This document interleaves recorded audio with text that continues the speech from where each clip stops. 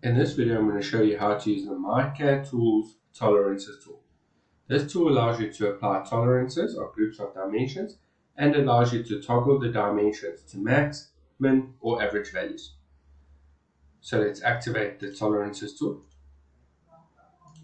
I'm going to start off in the tolerances tab, and then I want to activate all the dimensions. Then the tolerance that I want to use is bilateral, and my limit is going to be positive 0.5 and negative 0.5.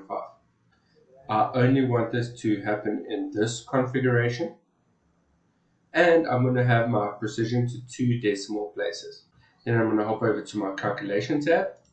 Once again, I'm going to select all dimensions, and I'm going to specify to create a derived configuration, and my calculation I'm going to select max. Then I go back to tolerances and I can click validate. Once this is done and I select my features, you will see that my dimensions have been updated as specified.